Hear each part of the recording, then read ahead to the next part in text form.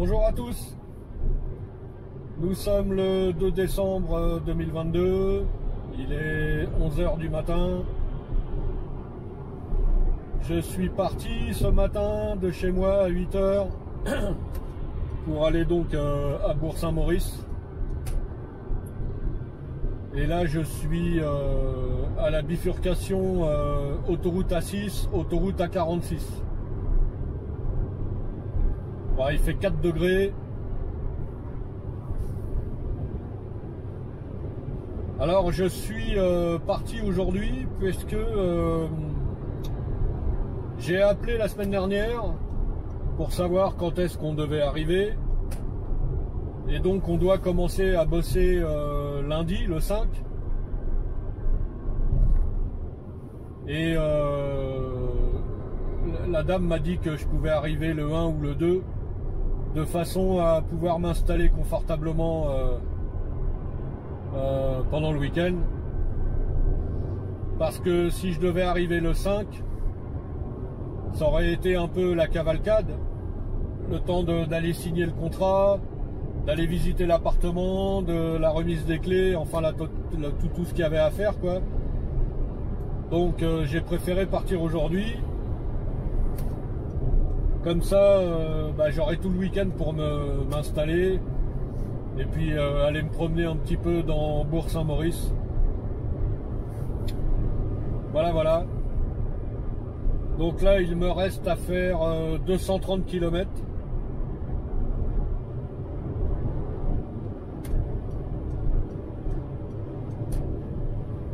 Bon, c'est pas très intéressant, c'est de l'autoroute. Donc mon arrivée prévue là sur mon GPS 13h30. Mais je vais m'arrêter pour manger, donc je pense que je vais arriver là-bas vers 14h.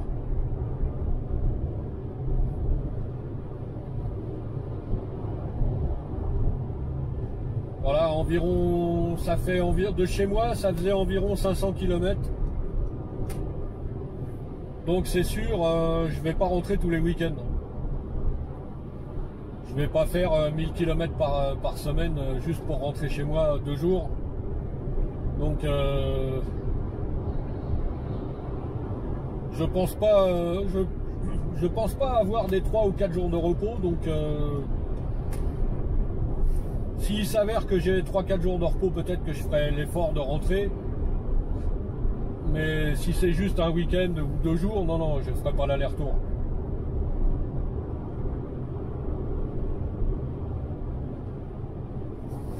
Voilà.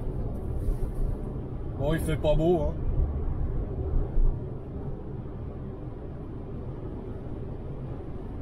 Là, sur Auxerre, ça fait bien une quinzaine de jours qu'on n'a pas eu un rayon de soleil. C'est que de la grisaille. Ici, c'est pareil, hein. Alors, je me suis équipé. Puisque je vais en Savoie et que c'est obligatoire,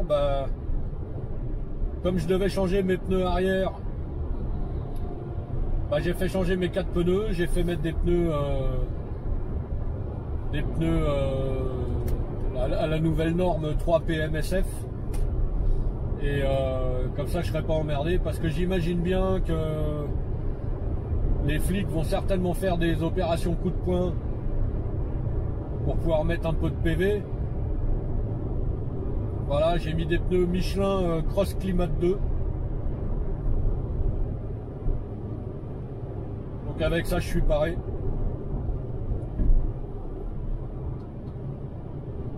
C'est dommage parce que mes pneus avant, je les avais fait changer en 2019. Et ils avaient quoi, je crois que j'avais fait 20 000 km avec, donc ils n'étaient pas vieux, ils n'étaient pas usés, pas beaucoup. Le gars qui m'a changé mes pneus m'a demandé si je voulais les récupérer. Du coup je lui ai dit non, je suis en appartement, j'ai rien pour les stocker, j'ai pas de cave, pas de garage, donc je lui ai dit si vous trouvez quelqu'un que ça intéresse, ils sont pas vieux, donnez-les, hein. Il m'a dit c'est sympa, je dis ouais je vais trouver quelqu'un, vous inquiétez pas. Voilà, ça fera 1 €.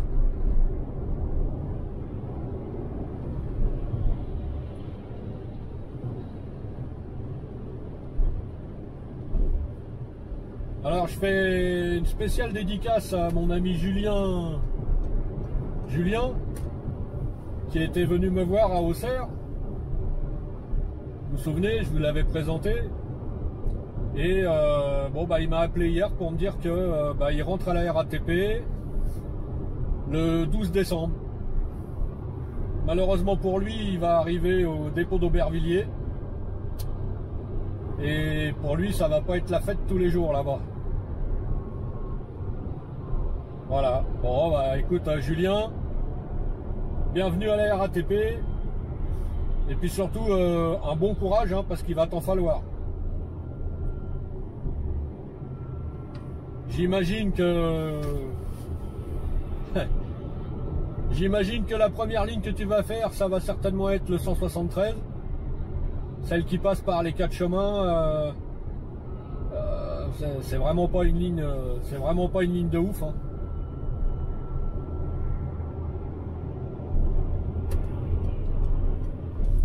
Enfin bon, tu verras bien, hein. Bon, je vais pas vous filmer tout le trajet, hein, parce que c'est de l'autoroute, comme je vous l'ai dit, c'est pas vraiment intéressant. Mais quand je arriverai là-bas, il y a l'autoroute passe dans la montagne, là, c'est sympa. Et donc, je remettrai la caméra en route.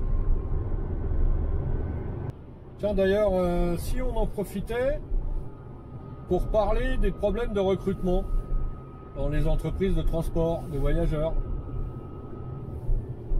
Et puis des salaires. Ah, c'était pour repeindre un pont. Ah bah dis donc. Alors oui, les problèmes de recrutement. Voilà ce que j'en pense, hein.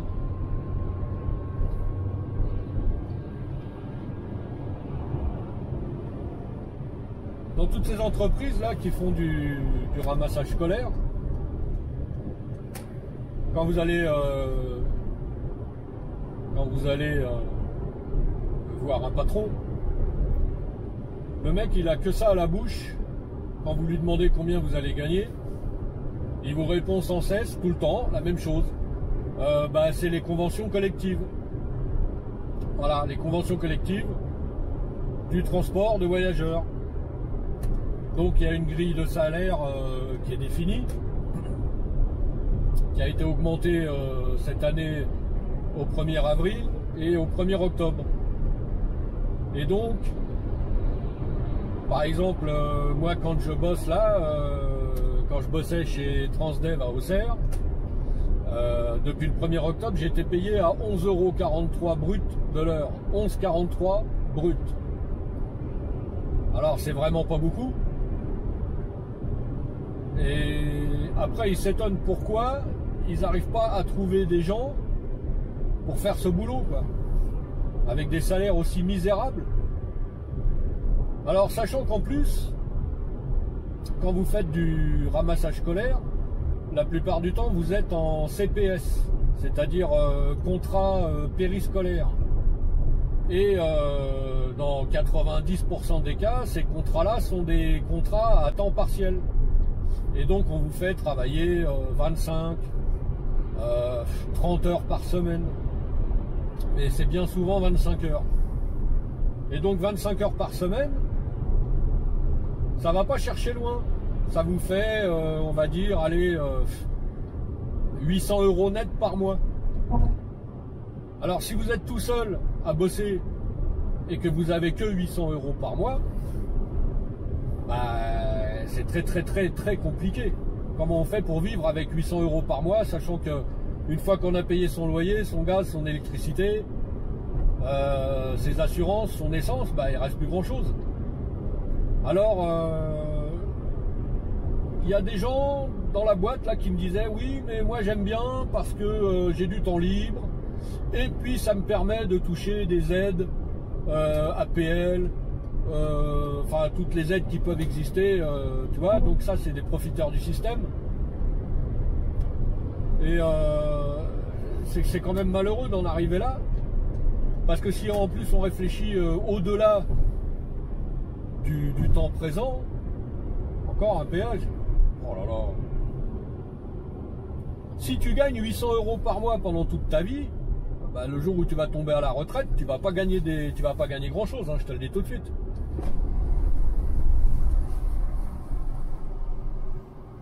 Donc le problème du ramassage scolaire, c'est que c'est pas payé. C'est vraiment pas assez payé. Et c'est pour ça qu'ils ne trouvent plus personne pour le faire. Avec les... Alors, combien là? 2,20 €. Allez, hop. Alors, 26,40 et 2,20 €, 28,60 déjà de péage. Donc ouais, les grilles des salaires, c'est la FNTVR, là, je sais pas quoi, Fédération Nationale des Transports de Voyageurs, Transport Routier de Voyageurs ou Transport de Voyageurs Routier, je sais plus. FNTV, je crois c'est FNTV. Fédération Nationale des Transports de Voyageurs. C'est eux qui fixent donc les conventions collectives, les salaires, tout ça. Eux, ils s'en foutent, ils sont dans des bureaux. Et ils sont mieux payés que ça, hein, ça c'est sûr. Ils ne gagnent pas 11,43 € de l'heure. Alors, ouais, je m'excuse, mais contrat à temps partiel, 25 heures par semaine, même si vous faites 30 heures, si tu fais 30 heures par semaine, ça va faire quoi? Ça va te faire 1000 € net par mois? 1000 €? Qu'est-ce qu'on fait avec 1000 €? Il y a quelques mois de ça, j'avais vu passer sur Facebook une vidéo de, comment il s'appelle le journaliste là, Pujadas, qui discutait avec Emmanuel Macron avant une interview. Et le caméraman avait déjà mis en route la caméra. Et donc Pujadas et Macron ne savaient pas qu'ils étaient filmés.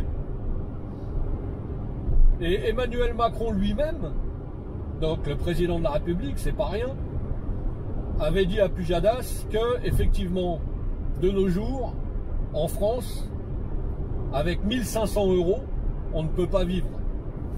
Je l'invente pas, hein. J'ai essayé de la retrouver la vidéo, mais je pense qu'elle a dû être supprimée.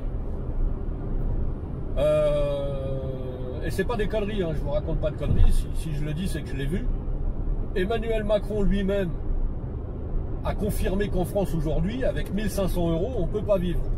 Donc, si vous êtes en CPS et que vous êtes à 30 heures par semaine, vous allez toucher 1000 € par mois, forcément, bah, c'est encore pire. Alors, si vous faites du transport de voyageurs, comment dire,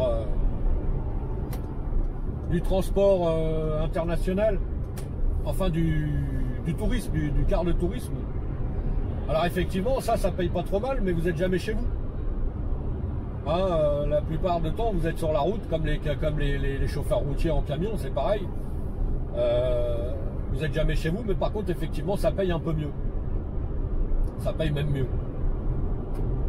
Et puis, le transport urbain, donc comme à la RATP, sachant quand même que le salaire d'embauche, tiens, il y avait un radar là.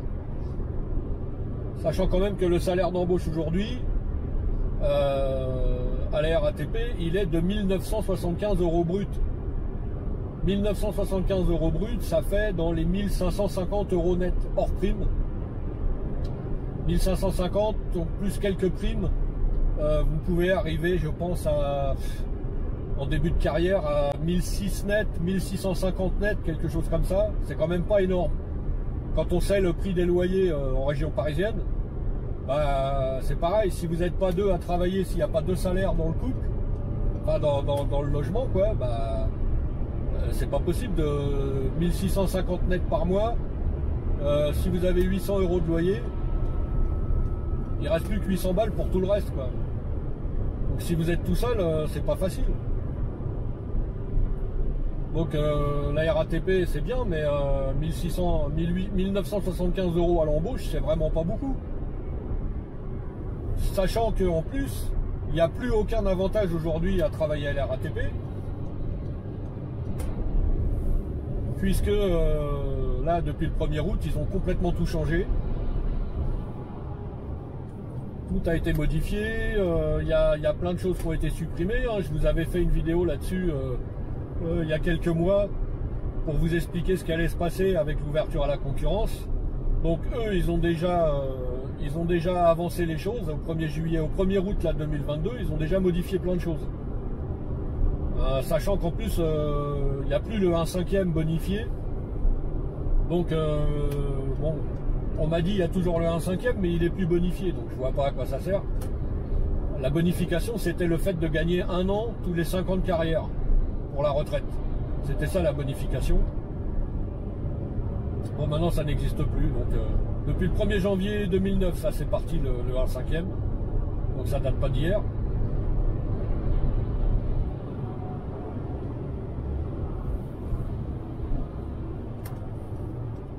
Donc c'est... Quand on dit oui, la RATP c'est bien, la RATP c'est bien, effectivement, la RATP c'est bien, c'est une bonne entreprise, on ne peut pas dire le contraire. Moi j'ai fait mes 27 ans, je regrette pas de l'avoir fait.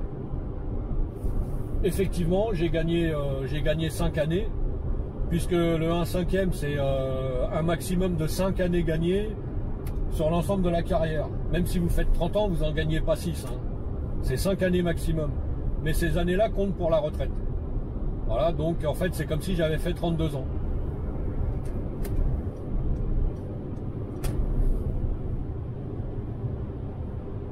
Maintenant il n'y a plus ça. À côté de ça, vous avez les entreprises de transport urbain en France qui embauchent avec un bien meilleur salaire que le salaire d'embauche de la RATP. Hein, je sais pas si je vous en ai déjà parlé, mais j'ai vu il y a 3-4 mois là, à Dijon, le réseau de Dijon, c'est je crois qu'il s'appelle Divia,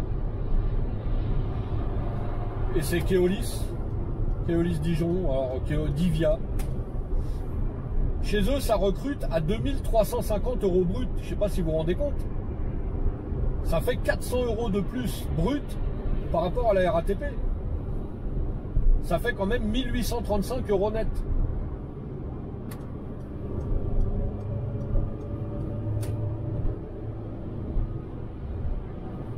Hors prime, donc quand même c'est pas mal. Mais bon, il faut habiter aux alentours de Dijon, ou alors il faut changer de vie, quoi. Faut déménager, il faut aller s'installer là-bas. Alors j'ai discuté avec les collègues là d'Auxerre qui m'ont quand même dit qu'à Dijon les loyers étaient quand même assez étaient plus élevés qu'à Auxerre. Forcément c'est une plus grande ville, Dijon, hein. Mais malgré tout, un salaire d'embauche à 2350, je m'excuse, mais c'est quand même vraiment bien, hein.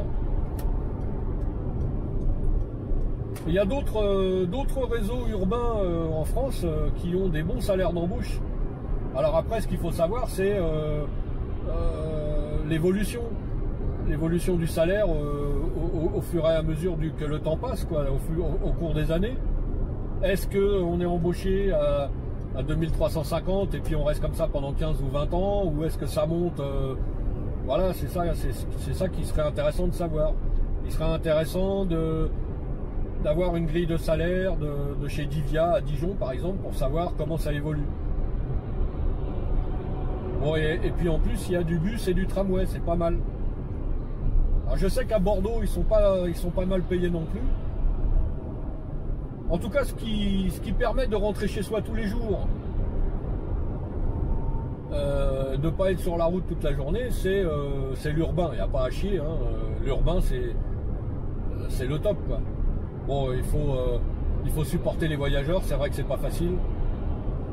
De nos jours, les gens sont de plus en plus grincheux, de plus en plus agressifs, de plus en plus violents. Ils supportent plus rien. Un jour, il y a un voyageur, quand j'étais encore à la RATP, qui m'a fait une réflexion. Bon, on a commencé à discuter un petit peu sèchement. Et puis le gars, il m'a dit, ouais, de toute façon, vous les chauffeurs de la RATP, vous êtes tous des cons. Ouais, je lui dis, bah, c'est gentil, merci. Il me dit, bah oui, vous êtes tous là. Il dit, la plupart, vous n'êtes pas aimables, on vous dit bonjour, vous répondez pas. Quand on vous achète un ticket, enfin bon, le mec il me dit ça. Ben, je lui dis, excusez-moi, mais je dis, est-ce que vous savez pourquoi on est comme ça? est-ce que vous savez pourquoi on est comme ça? Parce qu'on n'est pas comme ça au départ. Hein. Je lui ai expliqué, je lui ai dit, moi, quand je suis rentré à la RATP, j'avais le sourire, j'aimais tout le monde, je disais bonjour, tout ça, mais au bout de quelques années, on commence à déchanter. Je lui ai dit, c'est les voyageurs, monsieur, qui nous rendent comme ça, à force de se faire insulter, toutes ces petites agressions verbales, les gens qui montent, qui disent pas bonjour. Quand ils vous achètent un ticket, ils vous demandent rien, ils vous posent une pièce de 2 € sur le comptoir, et puis ils attendent comme ça, ils vous disent pas bonjour, un ticket s'il vous plaît. Les gens qui gueulent, les gens qui vous insultent. Et vous savez, à force qu'on nous prenne pour des cons, effectivement, bah, on devient con. Je lui dis, vous savez, voilà, c'est ce que je vous dis, c'est les voyageurs qui nous rendent comme ça. C'est pas, on le fait pas pour le plaisir. Hein. On devient aigri à force, à cause des gens. Ah, il m'a dit oui, effectivement, c'est vrai que ça doit pas être facile tous les jours. Bah, je lui ai dit non, c'est pas facile tous les jours. Après, il faut prendre sur soi. On essaye de rester calme. Mais c'est pas évident, quoi. Donc voilà, alors dans toutes les grandes agglomérations qui ont des gros réseaux urbains, c'est pareil. Hein. Paris, Lyon, Marseille, Lille, Toulouse, Bordeaux, toutes ces grandes villes là, bah, les gens c'est tous les mêmes. Et puis des cons, il y en a partout malheureusement. Heureusement, on transporte quand même des gens bien, qui relèvent un peu le niveau, donc ça remonte un peu le moral. Mais c'est vrai que c'est de pire en pire. Hein. C'est de pire en pire. Vous pouvez plus aujourd'hui faire une petite réflexion à quelqu'un sans que ça parte en vrille. Directement. Hein. Tout de suite, les gens s'énervent. Les gens ils s'énervent. Oh, encore un péage, c'est pas possible. Ah non. Si, non, si, non. Non. Donc là j'ai pris là à 40 quelque chose. Non.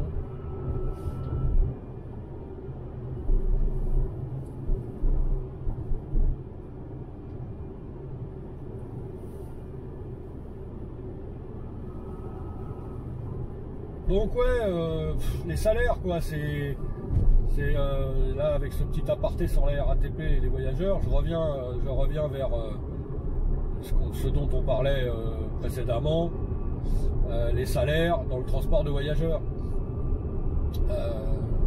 Le problème de la France, il n'y a pas que dans le transport de voyageurs, c'est dans toutes les catégories de métiers. Les salaires sont beaucoup trop bas. Alors effectivement, si on augmente les salaires, forcément les employeurs, ça leur coûte plus cher puisqu'ils payent plus de charges sociales. C'est un cercle vicieux. Si on augmente trop les salaires, les employeurs, ça leur coûte plus cher. Donc, ils sont obligés d'augmenter les tarifs, les prix de vente de leurs produits. Si les prix augmentent, bah, ça crée de l'inflation. Et si ça crée de l'inflation, ça nous fait perdre du pouvoir d'achat. C'est compliqué cette histoire.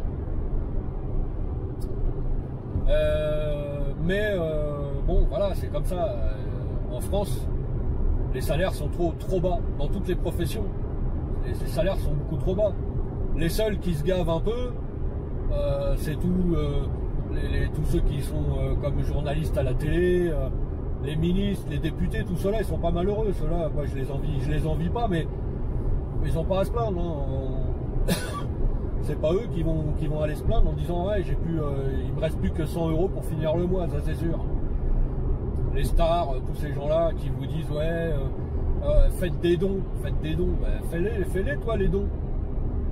Faut faire des dons pour la recherche, faut faire des dons pour le cancer, faut faire des dons pour le sida, faire des dons pour ceci, cela, on n'arrête pas de nous solliciter, faire des dons. Hein, faut accueillir les migrants chez soi, bah, accueillez-les chez vous, vous avez de l'argent, donc ouais, prenez-les les migrants, vous avez des grands jardins, des grands terrains, bah, accueillez-les vous. Hein. Toutes ces stars là qui vous disent à la télé ouais il faut accueillir les gens, faut ceci. Mais bah toi tu as une grande maison, vas-y prends-les chez toi. Hein, bon je reviens parce que je mélange un peu tout. Je reviens aux salaires. Les salaires dans toutes les professions, pour la plupart, sont trop bas, ça c'est sûr. Donc il faut trouver des solutions. Si vous voulez rendre les métiers attractifs, il n'y a pas de mystère. Il n'y a pas de mystère. Le seul truc qui rend un métier attractif, En dehors du fait que des fois il y a des métiers qui sont sympas à faire, comme conducteur de car, il n'y a pas de problème, c'est bien comme boulot. Hein. Mais c'est pas assez payé. C'est pas assez payé.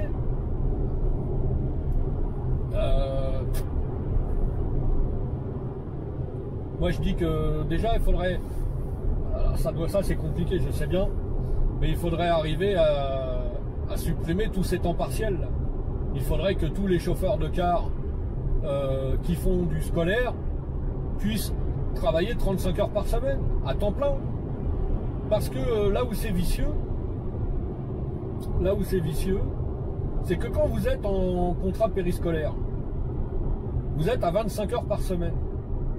Quand vous faites des heures supplémentaires, elles ne sont pas majorées à 25% les 8 premières et à 50% les suivantes, puisque pour pouvoir bénéficier de ces heures supplémentaires majorées à 25% et à 50%, il faut être en contrat à temps complet. Donc, quand vous êtes en 25 heures, vous êtes à temps partiel. Les heures supplémentaires que vous faites, elles sont majorées seulement à 10%, si je ne me trompe pas. Et on n'appelle pas ça des heures supplémentaires, on appelle ça des heures complémentaires. C'est vicieux.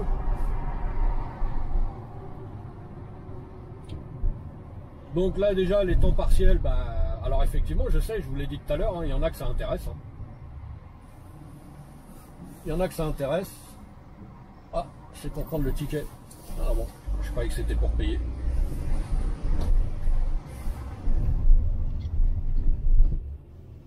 Donc ouais, il y en a que ça intéresse. Parce qu'ils travaillent pas beaucoup et puis ils ont des aides. Voilà. Mais les aides ça marche qu'un temps.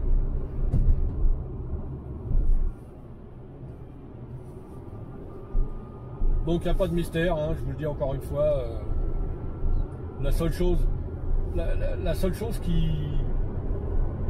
qui rend attractif un emploi, c'est le salaire.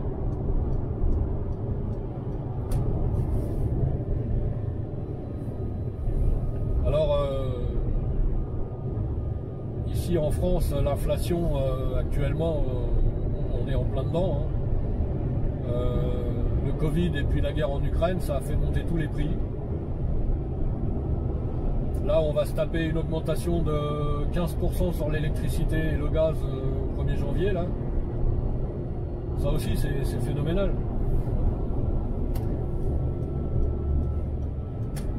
Donc, bon, voilà, il faut que le gouvernement réfléchisse à ça.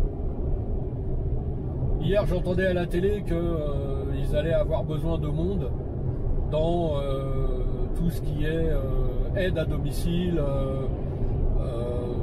comment dire, paramédicale, aide aux personnes âgées, machin. Mais la fille, elle a expliqué que le salaire, c'était 1 300 €. 1 300 €. Franchement, déjà, bon, c'est pas mal, 1 300 €. Mais c'est pas cher payé pour, vous vous rendez compte, s'occuper de personnes âgées ou d'enfants en difficulté, des enfants handicapés. Vous voyez, je sais de quoi je parle, puisque j'ai eu un enfant handicapé pendant 20 ans, dont il fallait s'occuper 24 heures sur 24. Donc je sais ce que c'est. Et quand c'est des enfants, ça va, c'est dur, mais bon voilà. Mais quand il s'agit de s'occuper de personnes âgées, là c'est totalement différent. C'est fatigant, c'est usant, et puis c'est pas assez payé. 1 300 €, je m'excuse, mais c'est pas assez payé. Vraiment, je sais pas, j'ai pas entendu si elle a dit si c'était du brut ou du net. Alors bon, si c'est du brut, effectivement, c'est ridicule. Et si c'est du net, c'est pas assez. Hein. C'est pas assez. Il faut aujourd'hui, je pense que puisque notre président a dit qu'en France on pouvait pas vivre avec 1 500 €, il faudrait que tous les salaires soient au minimum à 1 500 € net. Voilà. Aujourd'hui, je pense que moi, de mon avis personnel, il faudrait que tous les salaires soient au minimum à 1 500 € net par mois. Voilà. Donc si vous êtes deux, un couple, bon, bah, vous avez 3 000 € net par mois. Ça devrait le faire. Hein, même s'il y en a qui vont me dire, ah, mais même avec 3 000 balles, des fois c'est pas facile. Effectivement, hein, quand on achète une maison, un appartement, bon, si on commence déjà à avoir des traites de genre 1200 € par mois pour le remboursement du crédit, plus si vous achetez une voiture, bon, vous allez payer 200 € par mois, donc à la finale il vous reste 1500 € pour vivre. Bon, 1500 € si vous êtes deux, 1500 € et encore j'ai pas compté les assurances, l'essence, l'entretien de la voiture, enfin tout le tralala. Donc je pense que sur 3000 balles dans un couple qui achète sa maison et sa voiture, il doit rester 1200 € quoi, pour vivre. Je dis ça au pif à peu près, hein. Une fois qu'on a payé tout ce qu'il y a à payer.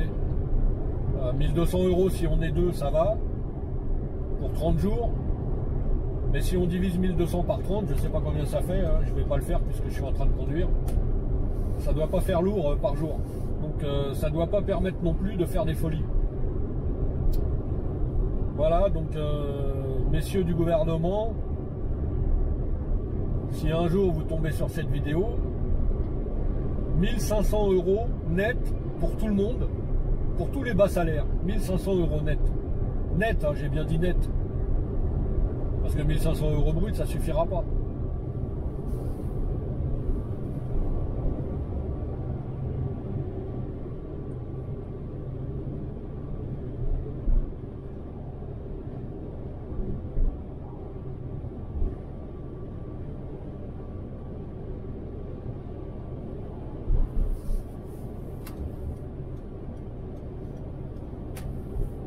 Alors, il me reste 166 km.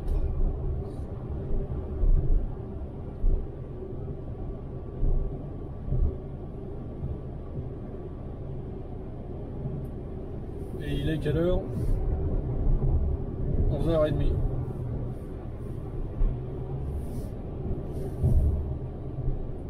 Ouais.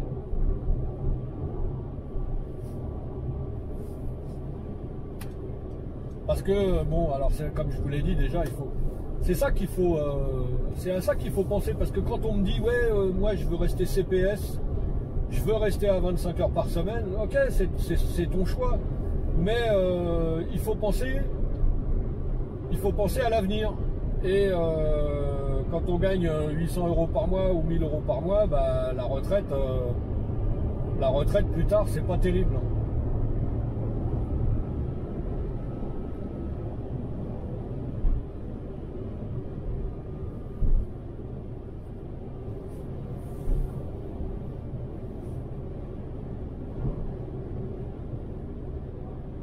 Alors avec 1500 € net par mois, je pense que déjà la retraite sera déjà un petit peu plus conséquente. Alors bon, c'est compliqué parce que c'est vrai que le ramassage scolaire c'est le matin et le soir, et dans la journée il n'y a rien à faire. Alors il y a des entreprises, là où j'étais chez Transdev, là, heureusement ils sont donc entreprises de transport de voyageurs, ils ont des transports à faire, et ça c'est dans toutes les sociétés, hein. Ils ont des transports à faire autres que le transport scolaire. Donc ça leur permet de faire travailler leurs gars un petit peu plus que 25 heures par semaine. Mais voilà, c'est pas évident, il n'y a pas du boulot pour tous les chauffeurs. Et comme je vous l'ai dit, les heures, c'est pas vraiment des heures supplémentaires, donc c'est pas intéressant. Enfin, c'est pas intéressant, c'est intéressant parce que ça fait du salaire en plus, mais c'est quand même une arnaque. Donc, mais je sais que c'est très compliqué d'arriver à faire 35 heures à tous les employés. Ça, c'est à tous les chauffeurs. C'est pas facile. Et c'est pour ça que dans cette profession de chauffeur de car, de ramassage scolaire, il y a énormément de retraités qui font ça pour justement avoir un complément de salaire puisqu'ils ont une petite retraite. Pour la plupart, il y en a beaucoup qui ont des retraites inférieures à 1200 €. Et donc en faisant du ramassage scolaire, ça leur permet d'agrémenter un peu les fins de mois. hein, de mettre du beurre dans les épinards, comme on dit. Mais c'est quand même déjà, on est dans un pays ultra développé, ultra civilisé, et un pays comme la France, c'est absolument pas normal que des gens aujourd'hui perçoivent des salaires si ridicules, des retraites, je veux dire, des retraites si basses. Après avoir travaillé toute leur vie pendant plus de 40 ans, il y a des gens qui touchent à peine 1000 € par mois de retraite. Hein, il y en a qui arrivent à toucher 1200 € par mois. Donc, il est là aussi le problème. Alors je sais, les retraites ça coûte cher, gna gna gna, c'est pour ça qu'ils vont faire des réformes. Ah ouais, c'est compliqué, hein, c'est compliqué. Donc le mec qui est en CPS toute sa vie, qui est à 25 heures par semaine pendant toute sa vie, le jour où il va tomber à la retraite, il va toucher une retraite de misère, dans les 800 €, même pas. Même pas. Hein. Et puis bah, il va attendre, peut-être même moins de 800 €, je pense. Et puis il attendra d'avoir 65 ans, et puis il fera une demande de minimum vieillesse pour avoir le complément. Et ça, c'est encore de l'argent qui va coûter à l'État. Donc d'un autre côté, si on augmente tous les salaires à un minimum de 1500 € net, ça fait plus de cotisations sociales. Donc ça fait rentrer plus d'argent dans les caisses de la Sécu, ça fait rentrer plus d'argent dans les caisses de retraite, qui sera reversé plus tard forcément. Bah, ça, on n'y peut rien, mais bon. Et alors oui, après, vous allez me dire encore une fois, oui, mais les patrons vont être obligés d'augmenter les prix. Bon, bah écoutez, ils augmentent les prix, et puis voilà. Mais ils vont pas les augmenter non plus astronomiquement, quoi.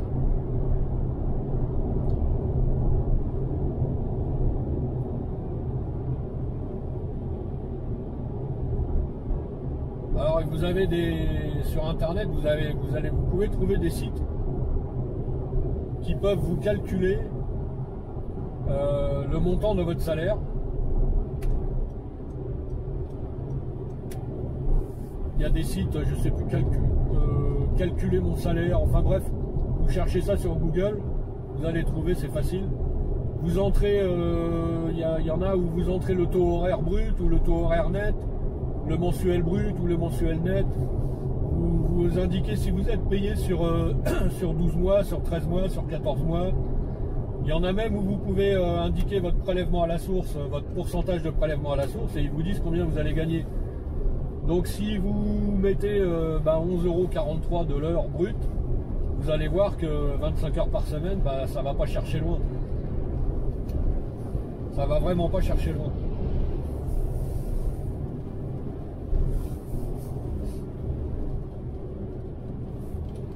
Bon voilà, bah, je coupe la vidéo là parce que ça fait un moment que je parle.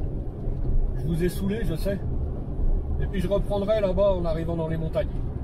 A tout à l'heure.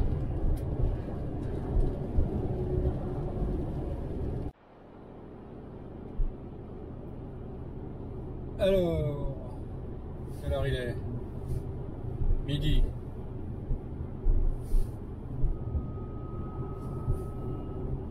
C'est dommage, il y a des nuages bas.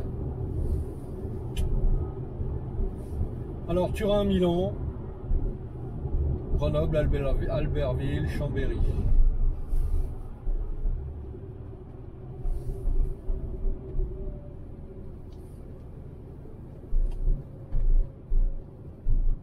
Et encore un péage.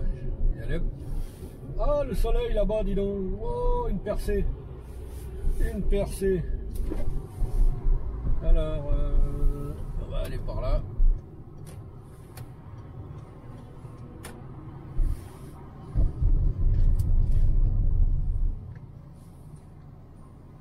Donc j'avais dit 28, 60 déjà.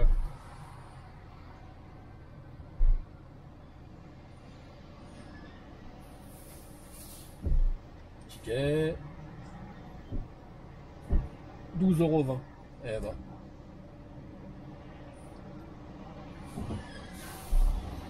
C'est à 40 €, 40,80 € de péage.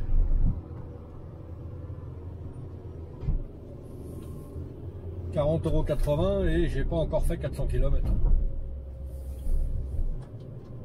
Quoique, non, ouais, je suis presque à 400 km, ouais. Ouais, donc ça fait 10 € les 100 km.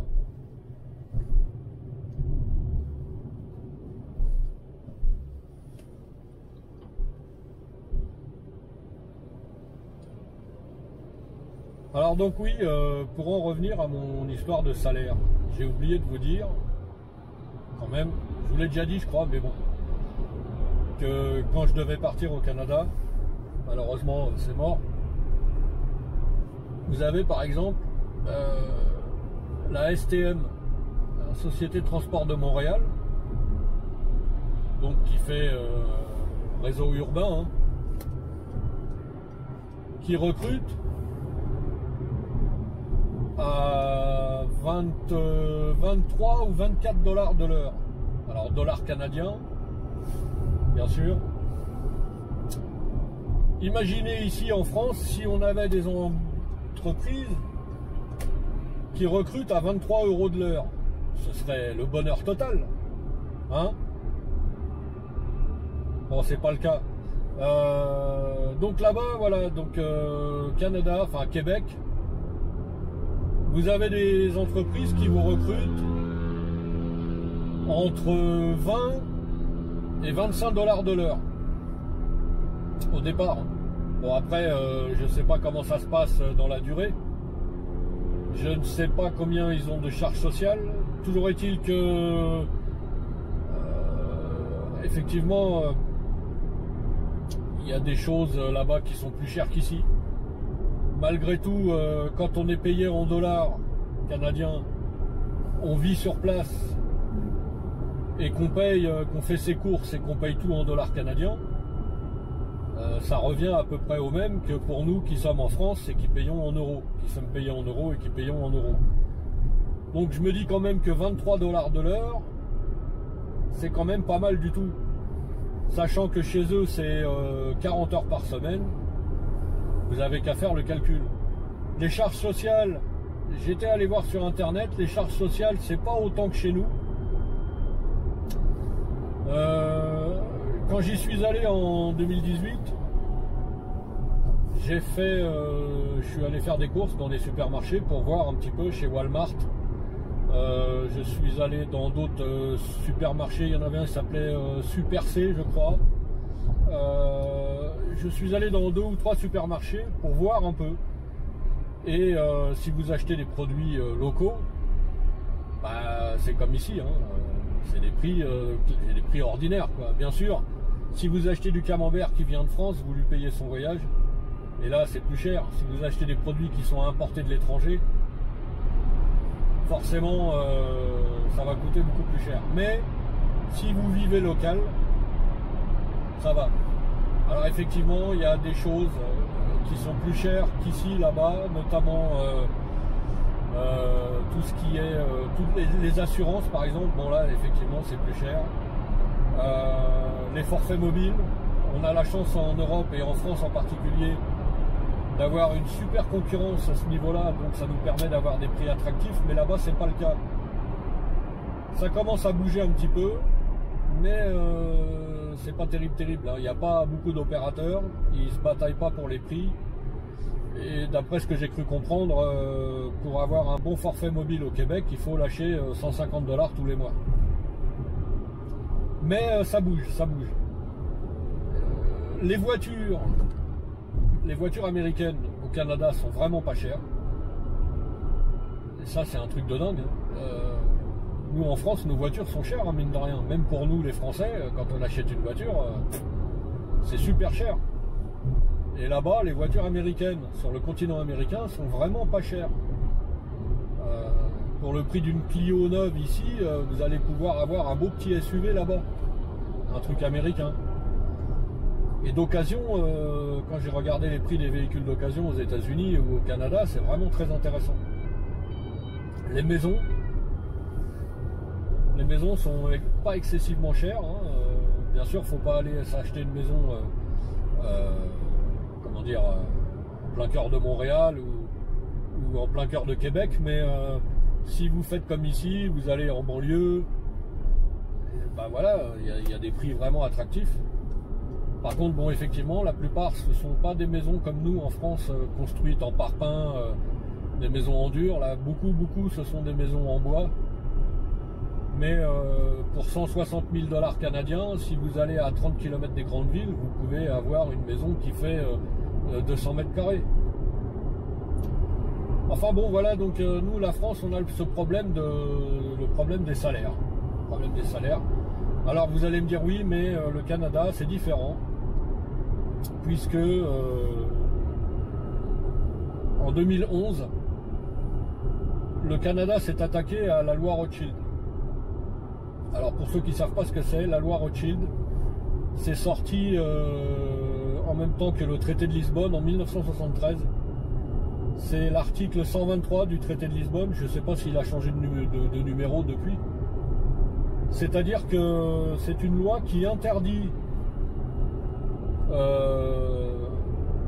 alors ça c'est un peu compliqué, c'est une loi qui interdit aux États membres de la Communauté économique européenne d'emprunter de l'argent à leur propre banque centrale. Pas déboîté en Suisse. Donc la loi Rothschild interdit aux membres de l'État, aux États membres de la Communauté économique européenne d'emprunter de l'argent à leur propre banque centrale. Parce que soi-disant, si le gouvernement emprunte de l'argent à la Banque de France, forcément, ce sera à 0% d'intérêt. Et soi-disant, ça crée de l'inflation. Bon. N'empêche que, depuis que cette loi est sortie, les gouvernements sont obligés d'emprunter de l'argent aux banques. Aux banques, donc avec un taux d'intérêt, même si c'est un taux d'intérêt minimal, je ne sais pas du tout à combien ils empruntent. Hein. Mais quand votre gouvernement il va voir une banque en lui disant voilà j'ai besoin de 20 milliards d'euros, même si c'est que 1% d'intérêt, vous imaginez un peu combien ça va leur coûter. Donc en fait, depuis la mise en place de la loi Rothschild, la dette des pays ne fait que s'accentuer, puisque il faut rembourser les intérêts. C'est comme vous, hein, quand vous êtes un couple marié, et puis au bout d'un moment, vous ne pouvez plus payer votre loyer, vous ne pouvez plus payer votre crédit de la maison, tout ça, vous partez en surendettement. Bon, bah, il devrait y avoir aussi une commission de surendettement pour les États, pour les gouvernements. Donc la loi Rothschild, c'est vicieux parce que ça, forcément, ça fait gagner de l'argent aux banques.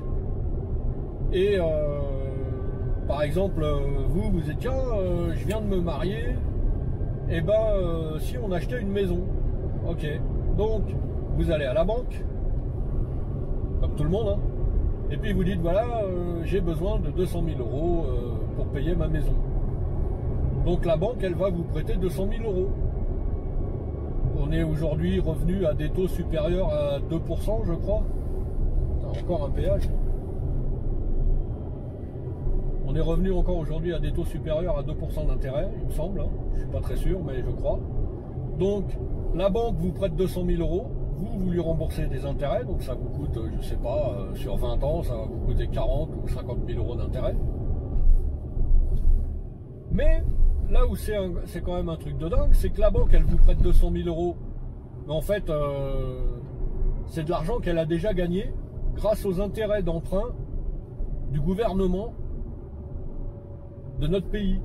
Donc ça veut dire que la banque, elle prête 20 milliards d'euros à l'État français, elle empoche je ne sais pas combien de milliards d'intérêts, et après elle vous reprête à vous 200 000 € pour payer votre maison, avec les intérêts qu'elle a perçus déjà auparavant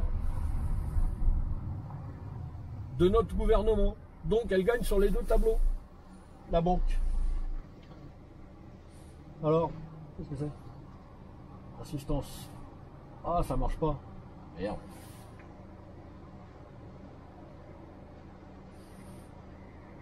Ah, c'est ticket. Je croyais qu'il fallait payer.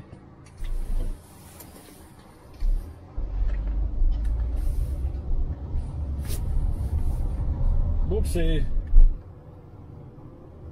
quand même une loi qui est très maligne, hein, et ça arrange bien toutes les banques, cette loi Rothschild. Alors vous allez me dire, oui, mais le Canada fait pas partie de la communauté économique européenne, mais malgré tout, la loi Rothschild, elle est applicable dans de très nombreux pays dans le monde entier. Donc, en 2011, on apprend que le Canada s'est attaqué à la loi Rothschild. Et ça leur a pris 3 ans de procédure. Et ils ont réussi à faire annuler cette loi Rothschild. En 2014, donc l'annulation de la loi Rothschild au Canada, 2014. Après 3 ans de procédure. Et on apprend donc plus tard, 4 ans plus tard, en 2018, on apprend que le Canada a retrouvé le taux de chômage le plus bas depuis ces 40 dernières années. Et donc vous n'allez pas me dire que ça, entre le moment où ils ont annulé la loi Rothschild et le retour au plus bas taux de chômage de ces 40 dernières années, vous n'allez pas me dire qu'il n'y a pas un lien de cause à effet entre la suppression de la loi et le retour du plein emploi, pratiquement. Hein? Le fait d'avoir fait annuler cette loi, ils ont pu récupérer l'usage de leur banque centrale, emprunter de l'argent à 0%. Bien sûr, ils remboursent, hein, mais c'est plus facile à rembourser un crédit à 0% qu'un crédit avec des intérêts. Et donc, ils ont relancé les investissements, les gens ont retrouvé du travail. Donc voilà, si tu retrouves du travail, si les gens retrouvent du travail, ça fait des cotisations qui rentrent dans les caisses, ça fait des impôts qui rentrent aussi dans les caisses. Tout le monde est heureux. Et les prix ne se sont pas envolés. Il n'y a pas eu une inflation galopante au Canada à cause de ça. Hein? Donc si en France, on avait un gouvernement qui a les couilles de s'attaquer à cette loi de merde qui ne fait que augmenter la dette de notre pays, je crois qu'on est à plus de 2000 milliards d'euros de dette aujourd'hui, 2000 milliards d'euros. Si on continue avec cette loi Rothschild, on remboursera jamais, jamais, jamais la dette. Et elle ne fera que... Elle augmentera sans cesse, tout le temps. Sans cesse, puisque en fait maintenant ce qui se passe, c'est que quand l'État emprunte 20 milliards d'euros, il y a déjà au moins 5 milliards d'intérêts. Hein? Ou alors c'est pour rembourser les intérêts de l'emprunt précédent. Donc si il y avait que, je crois, il me semble que en 2012, non en 2017 pardon, en 2017, il me semble qu'il y avait uniquement Marine Le Pen qui avait parlé de ça, qui avait proposé de s'attaquer à cette saloperie de loi là. Qui nous gangrène, c'est une loi, c'est vraiment une loi qui nous gangrène. Hein. Alors les banquiers, eux, ils se frottent les mains, il n'y a pas de problème. Hein. Eux, ils sont super contents, depuis que ça a été mis en place, ils ont fait des milliards et des milliards et des milliards. Ça c'est sûr et certain, ils feront pas faillite. Hein. Et encore le pire de tout, c'est que quand il y a eu, quand les banques ont des difficultés financières, eh ben le gouvernement, il leur donne de l'argent, dis donc. C'est dingue, hein. Ah oui, les banques sont en difficulté, donc il faut les aider. Mais comment une banque peut être en difficulté alors qu'elle encaisse de l'argent sans cesse, sans cesse, sans cesse? C'est quand même un truc de dingue. Alors il y a eu l'affaire Kerviel, là, si je me souviens bien, qui a fait perdre 5 milliards d'euros à la Société Générale. Bon, ok, ça... eh ben la banque, elle a renfloué la Société Générale. Le gouvernement a renfloué la Société Générale, si je me souviens bien. Donc ça, c'est pas normal. C'est pas normal. Donc il faut arriver à trouver un jour quelqu'un qui aura assez d'audace pour s'attaquer à cette loi Rothschild. Hein, et ça ne va pas créer une inflation fulgurante. Hein. Déjà, on y est en ce moment dans l'inflation fulgurante. Donc ça ira pas plus loin. C'est n'importe quoi cette loi-là. Enfin. Bon, alors on est arrivé dans les régions montagneuses. Il me reste à faire 85 km. Le soleil pointe le bout de son nez là, derrière les nuages.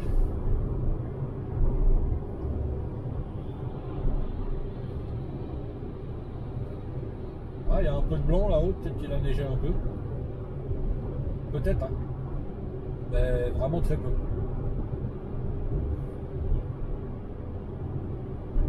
Ah si, il y a un peu de blanc là-haut. Ah ouais. Ah ouais, il y a du blanc.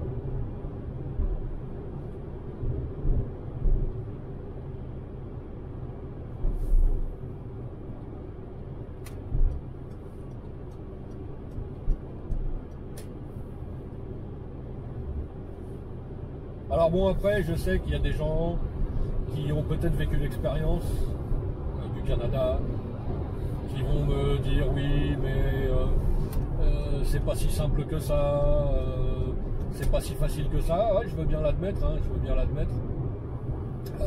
Je sais que pour scolariser les gens qui partent là-bas avec des enfants, pour les scolariser, c'est pas facile. Pour leur trouver des écoles, pour tout ce qui est administratif. Enfin, bon, en même temps, c'est un pays qui est très strict. C'est un pays qui est très strict, hein, c'est pas comme ici. Là-bas, enfin ici, quand vous avez un enfant à scolariser, vous arrivez à lui trouver une école, vous l'emmenez à l'école. Bon, si on vous dit il manque un papier ou deux, vous dites bon bah écoutez, je vous les ramènerai la semaine prochaine, ou je vais en faire la demande et puis dès que je les aurai, je vous les apporte. Ça passe. Là-bas, ça passe pas du tout, ça. Hein. S'il vous manque un papier, on vous prend pas votre enfant à l'école. Ça, c'est vraiment... Ils sont très stricts. Il paraît que... Bon, moi, la personne que j'avais eue au téléphone m'avait dit que les soins sont gratuits, hein, dans une certaine mesure, puisque là-bas, au Québec, il y a une sécurité sociale aussi, comme ici. Et malgré tout... il y a des tarifs de médecine qui sont quand même assez élevés, effectivement. Et puis c'est difficile de trouver un médecin, c'est comme ici. Hein, mais bon, les problèmes qu'on rencontre ici sont les mêmes qu'on peut rencontrer là-bas. Donc je veux dire, ça ne change pas grand-chose. Il est difficile de trouver un médecin traitant ici, c'est aussi difficile là-bas de trouver un médecin traitant. On m'a dit que, bon, il y a quelqu'un qui m'a expliqué quand j'étais sur place là-bas, qui m'a dit, bon, si un jour, par exemple, tu te blesses dans la rue, tu te casses la gueule, on m'a dit, si tu peux aller toi-même par tes propres moyens à l'hôpital, tu prends un taxi, tu dis, amenez-moi à l'hôpital, ça va te coûter 20 ou 30 $ de taxi. Si par exemple, tu peux pas bouger et que tu fais déplacer une ambulance, c'est tout de suite 1500 $. Effectivement, ça fait cher. Et je crois que, je sais pas si, mais je crois pas que ce soit remboursé par leur sécurité sociale. Donc il faut faire très attention. Il y a des choses comme ça, qui sont pas, qui sont pas évidentes, quoi. Donc, mais je regrette vraiment de ne pas avoir pu tenter l'expérience. Ah, s'il n'y avait pas eu le Covid, je serais déjà là-bas. Hein. Ça se trouve, je serais revenu la queue entre les jambes. Effectivement, il y en a qui m'ont dit oui, non, c'est pas bien, n'y va pas, tu vas voir, tu vas être déçu, gna gna gna. En tout cas, la mentalité sur place, c'est pas du tout la même qu'ici. Et au niveau sécurité aussi, dans tous les sens du terme, c'est pas du tout comme ici. C'est beaucoup plus sécurisé.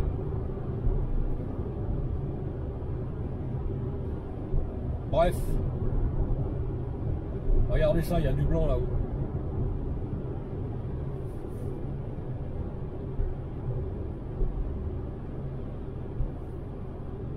Oui, et puis là-bas aussi, c'est vrai que vous pouvez vous faire licencier aussi vite que vous avez été embauché. Ah, c'est la méthode américaine. Même si vous avez 20 ans de boîte, on n'hésitera pas à vous foutre dehors. Ils n'ont aucun scrupule à ce niveau-là, c'est pas comme ici. Ici, c'est un petit peu plus, il y a un petit peu plus de protectionnisme dans les entreprises en fonction de votre ancienneté. Bon, après, ça dépend des entreprises. Hein. Donc, je le redis, et je le redis encore une fois, pourvu que le message puisse arriver dans des oreilles intéressées. Les salaires en France sont bien trop bas dans toutes les catégories de métiers. La plupart des gens, je ne sais pas combien il y a de gens qui sont payés au SMIC en France, mais déjà le SMIC est trop bas. le SMIC est trop bas, ça c'est sûr. Et les salaires qui sont pas au SMIC mais légèrement au-dessus, c'est pareil. Hein, d'ailleurs c'est ça, j'ai oublié de vous dire, c'est ça qui est vicieux dans le transport de voyageurs, c'est que on vous donne pas le SMIC, on vous donne 10 ou 20 centimes de plus que le SMIC. Ce qui fait que, je parle de 10 ou 20 centimes de l'heure, ce qui fait que vous ne faites pas partie des statistiques. Quand le gouvernement dit il y a par exemple 3 millions de personnes qui sont payées au SMIC en France, vous en faites pas partie puisque vous n'êtes pas payé au SMIC. Mais 10 centimes de plus, franchement, vous êtes smicard quand même, hein. Faut pas se leurrer.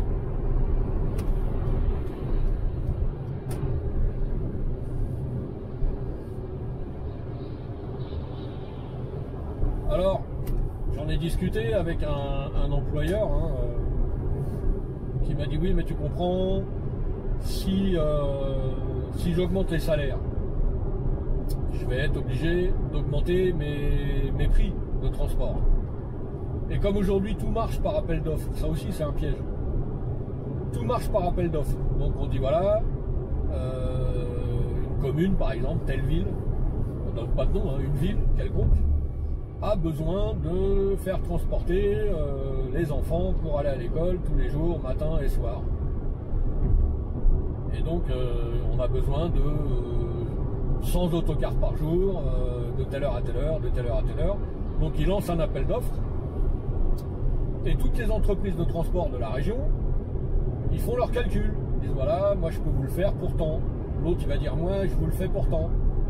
Et puis bien entendu, ce qui se passe, c'est que les communes ou les autres, peu importe le client, quel que soit le client, c'est la même.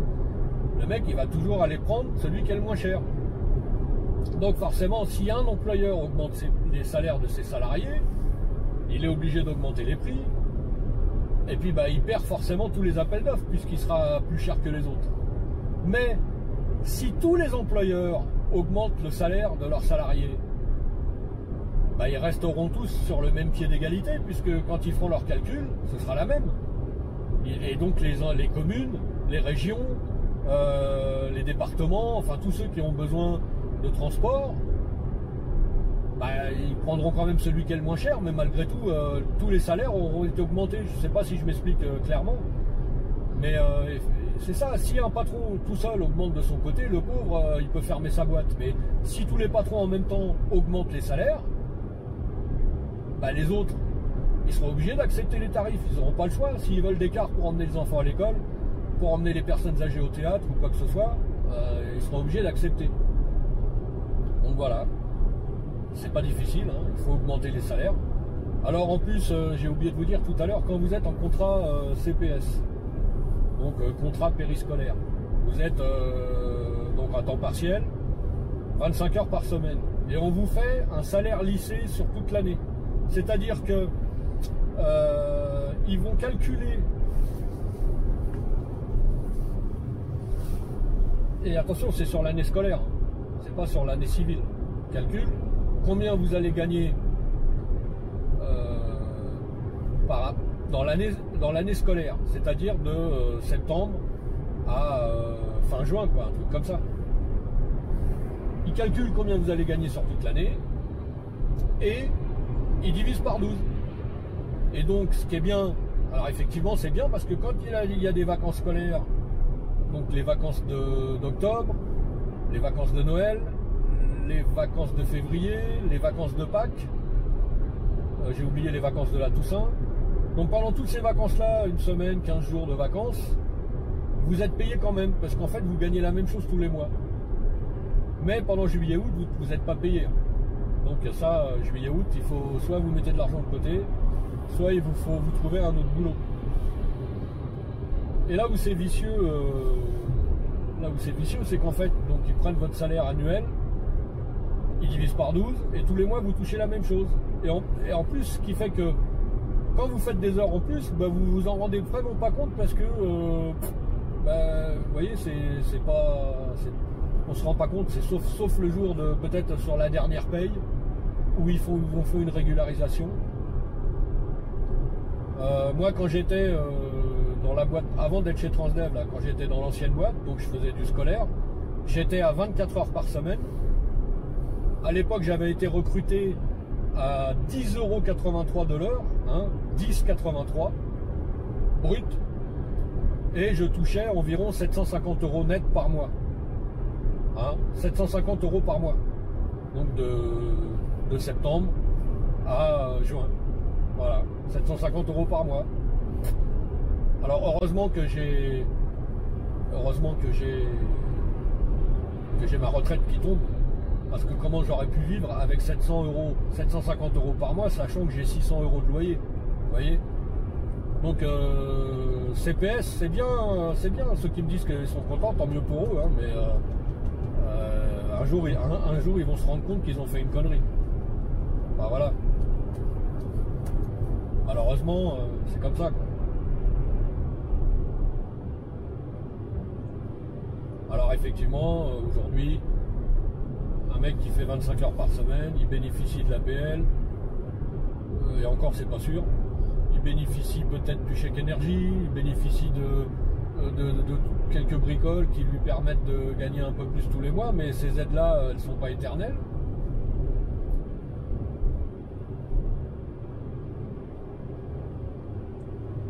Donc c'est ça, il faut penser à l'avenir, hein, il faut penser à l'avenir. Si c'est pour se retrouver à l'âge de la retraite avec 600 € par mois, autant se mettre une balle dans la tête, hein. C'est pas la peine. Ah ouais, il y a de la neige là-haut. Il a neigé en hauteur. Encore un péage. Alors, eh ben dis donc. Eh ben dis donc.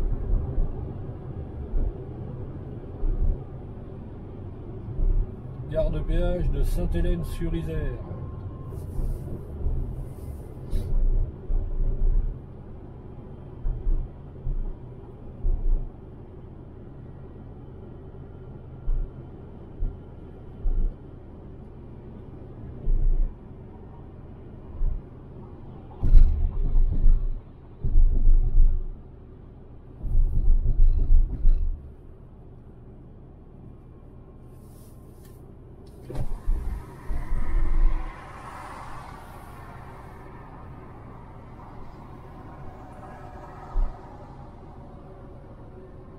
Alors on en était à 40,81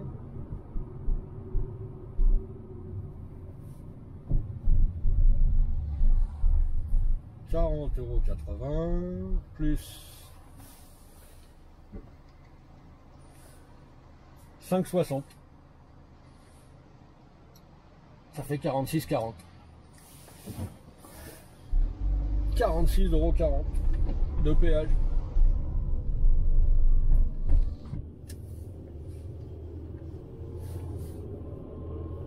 Bon là, je pense qu'il n'y en aura plus. Enfin, j'espère, hein, il me reste 60 km à faire.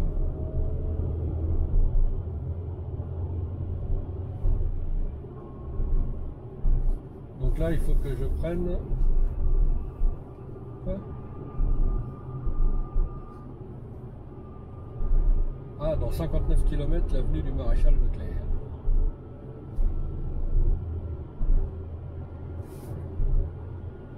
Eh ben, il y a du soleil ici, hein. Ça fait plaisir. Alors, fin d'autoroute à 400 mètres, donc il n'y aura plus de péage.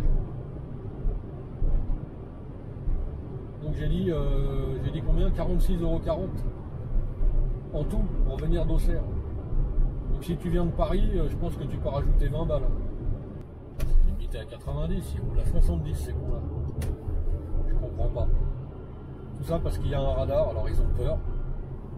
Ils ont peur du radar, alors ils roulent 20 km/h en dessous la vitesse autorisée.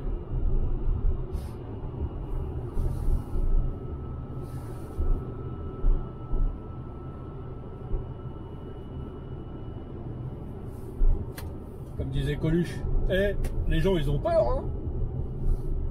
Les gens ils ont peur. Enfin, faut pas exagérer non plus, c'est pas parce qu'il y a un radar qu'il faut descendre de 20 km/h. Si tu passes à pile 90 devant le radar, tu ne seras pas flashé, hein.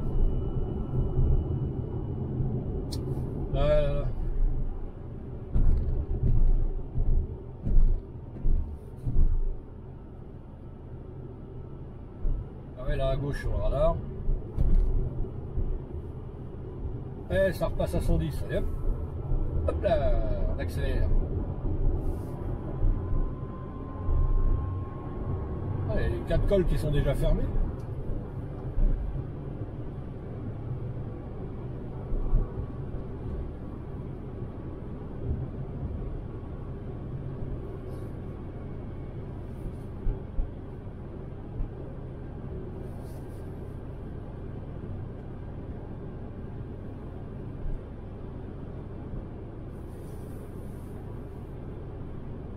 Oui, alors donc pour en revenir, parce que les choses me viennent au fur et à mesure, pour en revenir à la RATP, là, la vague de démission sans précédent, parce qu'effectivement c'est un truc qui s'est jamais vu à la RATP. Quand on rentrait à la RATP dans le temps, c'était pour faire carrière.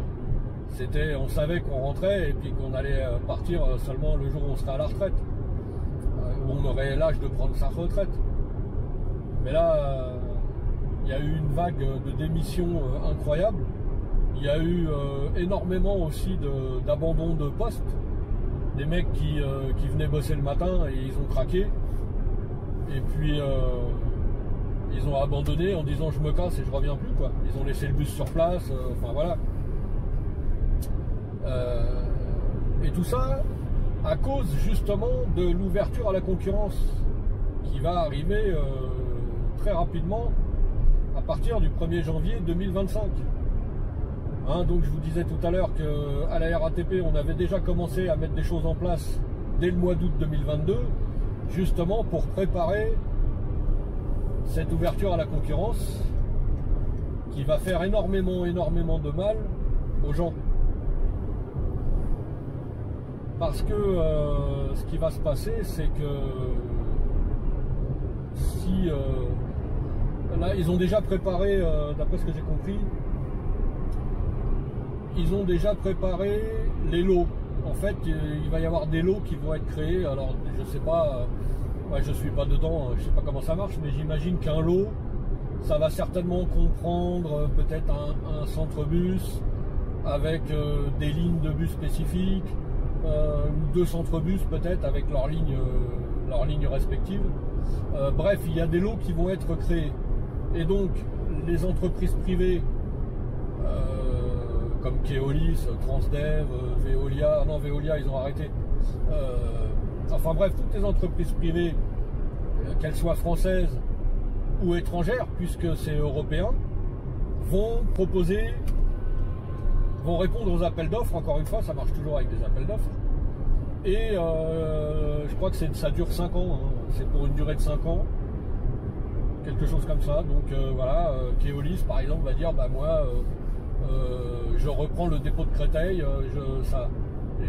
parce que c'est Île-de-France Mobilité et le gouvernement qui vont proposer ça, et les entreprises vont calculer combien ça va leur coûter sur 5 ans d'exploiter un centre-bus avec ses lignes, ses bus, ses agents, ses salaires, et il va dire à Île-de-France Mobilité voilà, moi ça fait tant. L'autre il va dire moi ça fait tant, donc forcément c'est toujours celui qui va coûter le moins cher qui va gagner l'appel d'offres. Donc admettons Keolis remporte un appel d'offres et il devient pendant 5 ans gestionnaire du dépôt de Créteil. Donc la première année pas de panique, tous les anciens salariés RATP du dépôt de Créteil seront conservés avec leur salaire et leurs primes et tout le tralala pendant la première année. Mais au bout de la première année, on va vous dire voilà, ça fait 1 an, maintenant il faut que tu choisisses. Soit tu es d'accord pour faire partie de la nouvelle entreprise, en l'occurrence Keolis, avec les salaires de chez Keolis, qui certainement seront peut-être, je suis sûr, qui seront certainement moins élevés que ceux de la RATP, soit eh ben, tu pars au chômage, tu te casses et tu vas au chômage. Voilà. Donc c'est pour ça qu'il y en a énormément dès aujourd'hui, dès cette année, qui ont démissionné pour essayer de se retrouver un emploi tout de suite maintenant ailleurs, pour éviter ce problème-là en 2025 et de se retrouver au chômage et de plus trouver du boulot. bon, c'est pas le boulot, il y en a dans la profession, hein, c'est pas ça qui manque. Donc voilà le revers de la médaille de l'ouverture à la concurrence. Et puis heureusement qu'on a quand même IDFM qui est là pour gérer le prix des transports en Ile-de-France, parce que s'il n'y avait pas IDFM, cette ouverture à la concurrence là aurait certainement fait aussi considérablement augmenter le tarif des transports en Ile-de-France, qui est déjà pas donné. Mais bon, en Ile-de-France, il faut reconnaître qu'on a des bus 24h sur 24, des métros et des RER pratiquement de 5h du matin jusqu'à 1h du matin, donc c'est pas 24-24 mais presque. On est quand même, je crois, le meilleur réseau de transport en commun au monde, où on était. Donc voilà, mais le problème c'est ça, c'est cette ouverture à la concurrence. Donc il y en a beaucoup qui ont démissionné. Il y a beaucoup de gens comme moi qui ont pris leur retraite dès qu'ils ont pu, ils n'ont pas voulu attendre plus longtemps. Hein, tant pis, ça nous a fait perdre un peu d'argent, mais on n'est plus impacté par cette ouverture à la concurrence.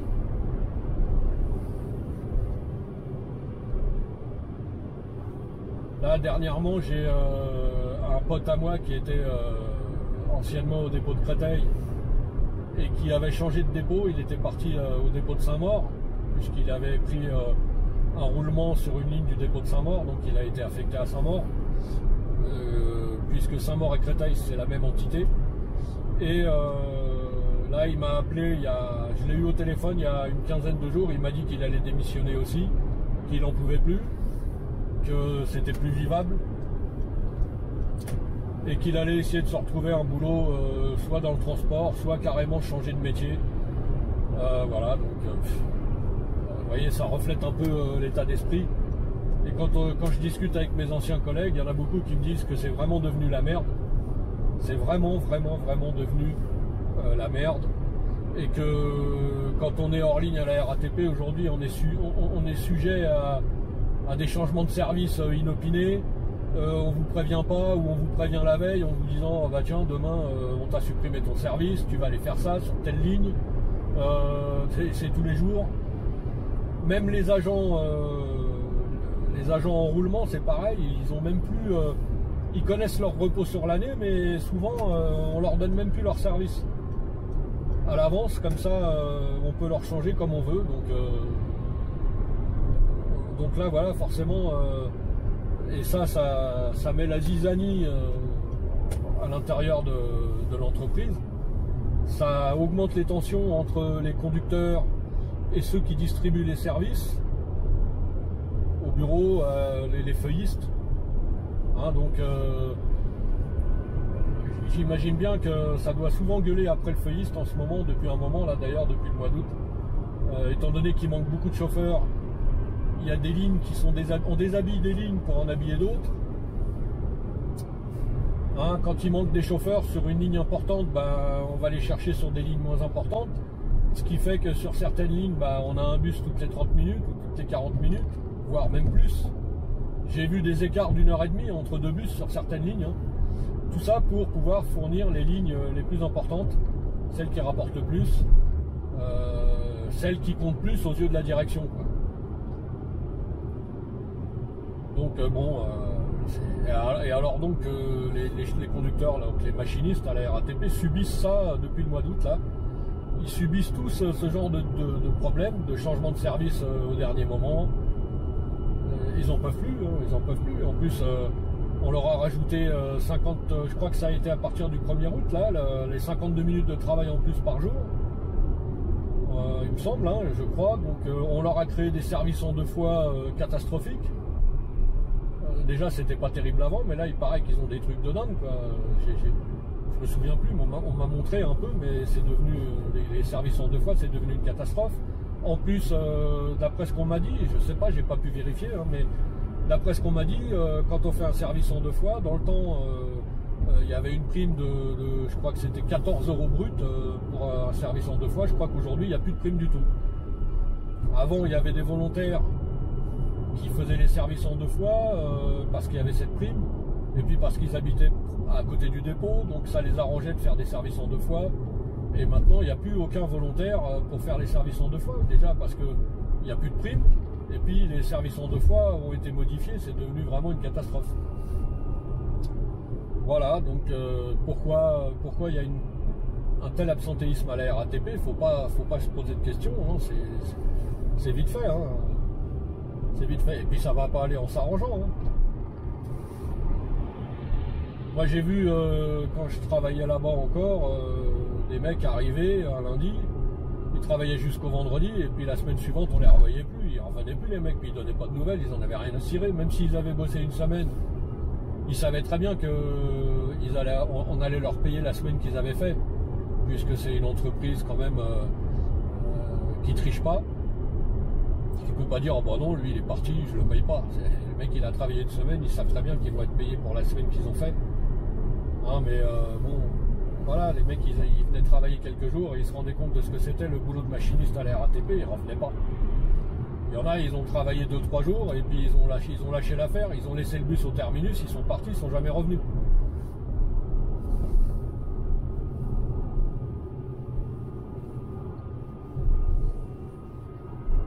Là j'en connais un autre qui est lui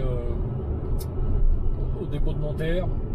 Et il me disait la semaine dernière que sa retraite à lui c'est octobre de l'année prochaine. Bah, il m'a dit je resterai pas un jour de plus. Il m'a dit je resterai pas un jour de plus.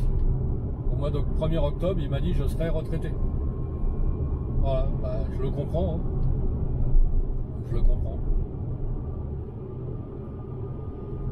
En plus, il faut savoir que quand vous êtes jeune recruté à la RATP, depuis des années, là, ils ont regroupé les dépôts 2 par 2. Par exemple, Créteil et Saint-Maur. Je crois qu'ils ont regroupé Ivry et Lebrun, je crois. Ou Vitry, je sais plus. Enfin bref, ils ont regroupé les dépôts. Et quand vous signez votre contrat, il y a une clause dans ces nouveaux contrats, depuis je ne sais plus combien d'années, hein, c'est pas nouveau, mais bon, il y a une clause qui vous stipule que vous êtes susceptible d'être déplacé d'un dépôt à l'autre. Et pas seulement au sein de l'entité dans laquelle vous faites partie. Si par exemple vous êtes à Créteil et qu'un jour il y a besoin de personnel dans un dépôt comme Vitry par exemple, bah, on peut très bien vous dire ah, bah, toi tu vas aller à Vitry pendant 2 mois ou 3 mois. Et puis pour ça, tu n'auras pas de prime de déplacement, tu n'auras rien du tout. Enfin voilà, donc c'est compliqué. C'est compliqué. Après, il y a toujours des gens qui vous diront oui, mais à la RATP vous êtes bien, vous êtes des nantis, vous gagnez bien votre vie, tout ça. Ouais, si on veut. Hein. Oubliez quand même pas qu'à la RATP, on n'a pas de retraite complémentaire comme dans le privé. Faut le savoir.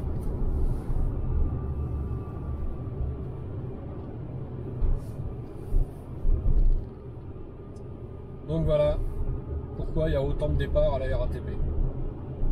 L'ouverture à la concurrence. Alors à Marseille, à la RTM,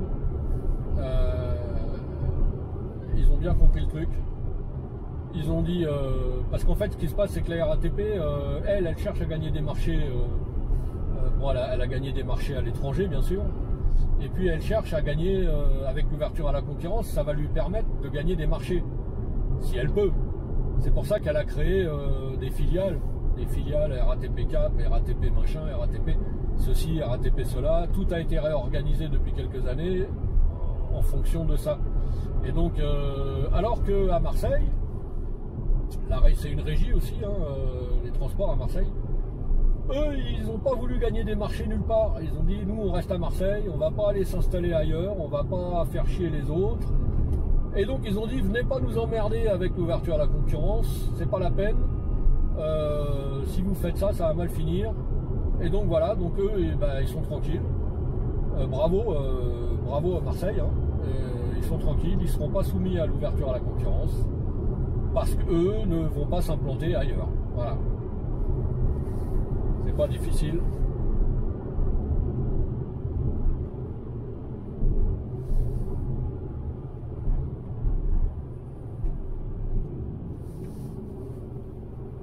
Alors l'ouverture à la concurrence, bien sûr, tous les transporteurs en Île-de-France sont concernés. Hein, Keolis, Transdev, n'importe quel petit transporteur en Île-de-France qui fait des lignes régulières de transport urbain est concerné. Alors peut-être que la RATP va pouvoir gagner des marchés en récupérant des dépôts de Transdev, peut-être, pourquoi pas, et de Keolis. Et inversement, Keolis et Transdev vont peut-être gagner des marchés en récupérant des dépôts de la RATP. Donc on verra ça, début 2025, hein, on sera au courant de tout ça début 2025.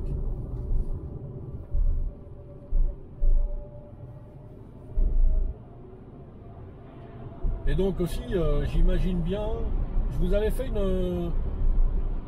une vidéo pour vous expliquer ce qui était prévu, je ne sais pas si vous vous souvenez, dans laquelle je vous avais mis le tableau des salaires qui étaient prévus avec l'ouverture à la concurrence. Et je vous avais dit à l'époque, c'est une catastrophe, parce que le salaire d'embauche d'aujourd'hui deviendra le salaire au bout de 30 ans de carrière. Vous vous rendez compte? Et le salaire d'embauche qui était prévu pour 2025, c'était le SMIC.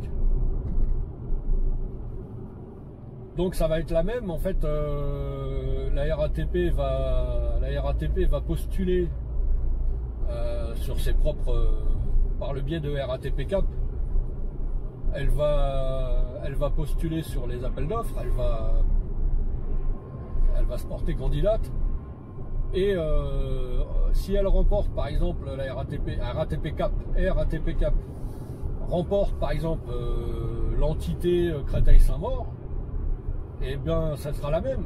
Au bout de la première année, on va vous garder comme vous êtes, et au bout d'un an, on va vous dire, voilà, est-ce que tu veux intégrer RATP Cap avec les inconvénients qui vont avec et le salaire plus bas, ou est-ce que tu préfères aller au chômage? Et c'est ça le piège, c'est que la RATP va disparaître totalement. La RATP n'existera plus. Il y a quelques années de ça, ils ont supprimé le service d'allocation familiale, parce qu'on avait un service d'allocation familiale, il a été supprimé. Et avec l'ouverture à la concurrence 2025, je pense qu'ils vont aussi supprimer, d'ailleurs il en était question, ça fait un moment qu'ils en parlent, de supprimer la caisse de sécurité sociale, puisque la RATP a sa propre caisse de sécurité sociale. Bon, ça c'est pas très grave, puisque ça change pas grand chose. Les remboursements sont les mêmes, les contraintes sont les mêmes.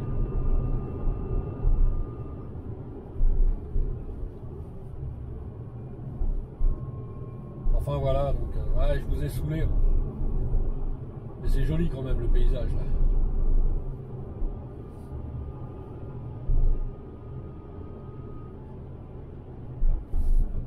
Bon là il me reste encore 25 km à faire et je suis arrivé. Quelle heure il est? 13h.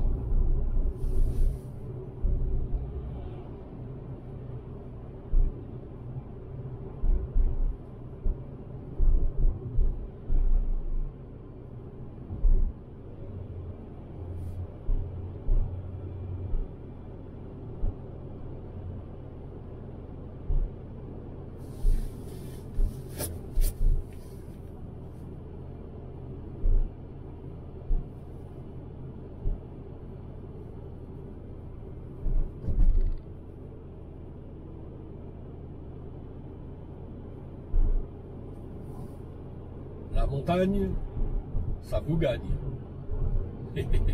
Ça marche la publicité.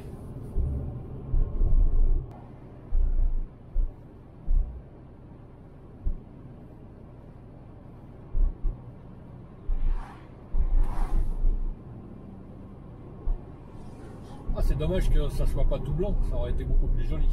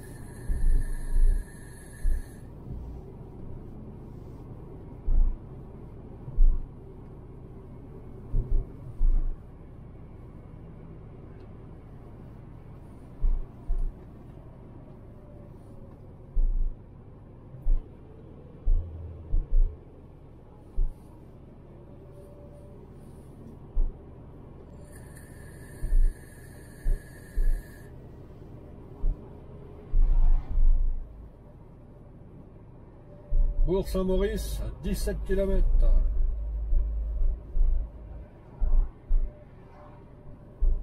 Ah oui, donc moi je vais être logé dans un bled qui s'appelle 16.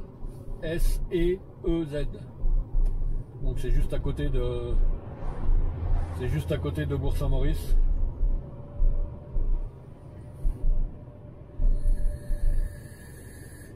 Je crois que c'est à 3 km, quelque chose comme ça.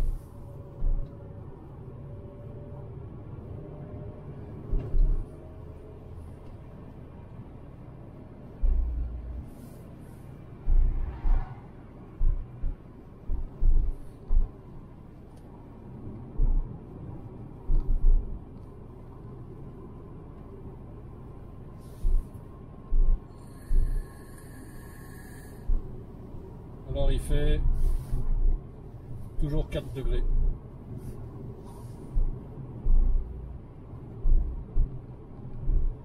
Bon, en arrivant, il faut que j'aille manger quand même. Je vais essayer de me trouver un McDo.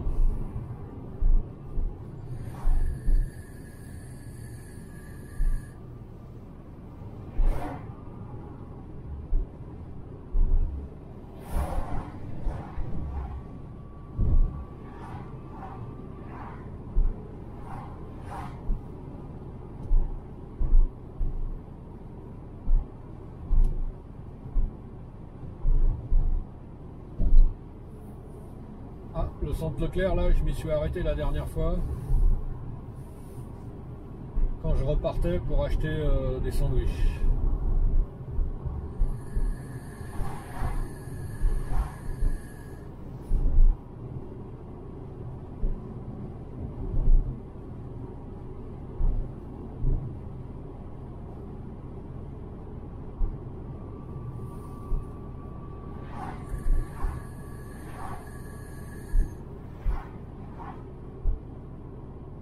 Qu'est-ce qu'il est en train de faire celui-là devant? Il ralentit, il zigzag, je suis sûr qu'il est en train de tripoter son téléphone.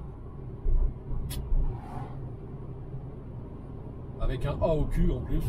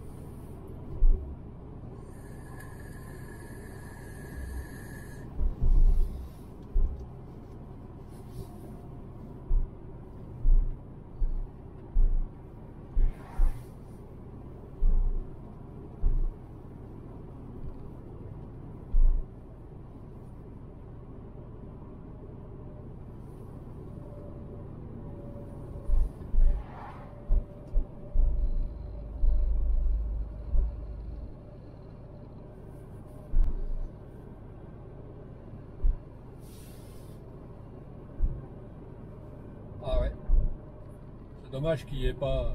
C'est dommage qu'on soit en hiver. Il n'y a pas une feuille sur les arbres. Parce que l'été c'est magnifique.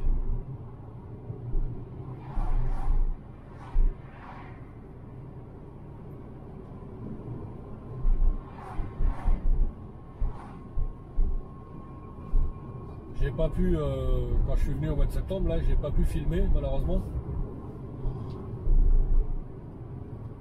Donc je me suis dit que je filmerai quand je partirai en décembre. Donc voilà, c'est fait.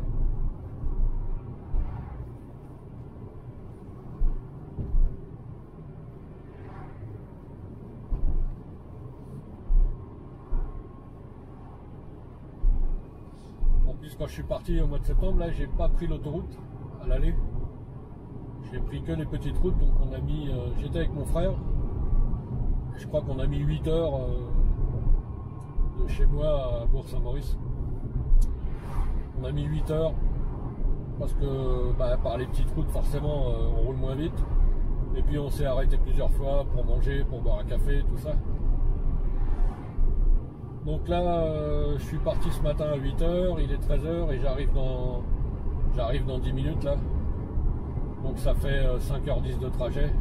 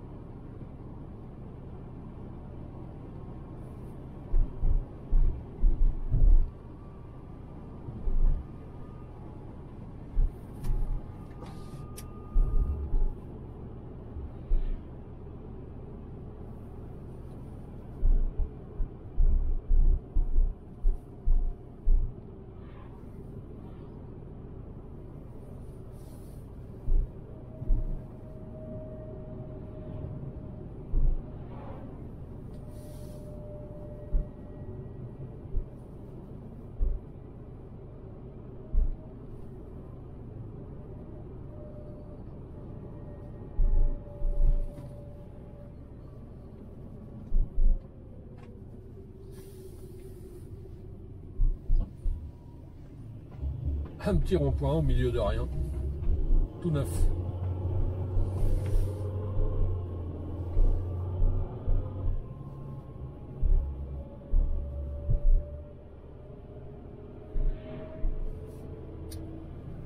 Bourg-Saint-Maurice, 6 km.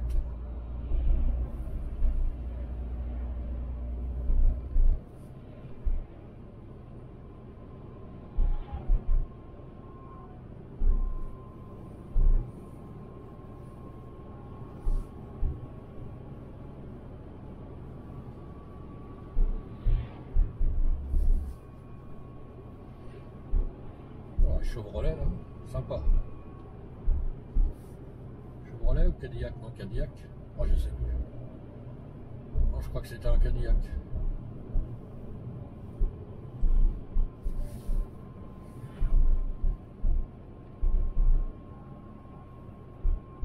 Alors, bon conseil. Donc, si on veut avoir des bons conseils, c'est ici qu'il faut venir.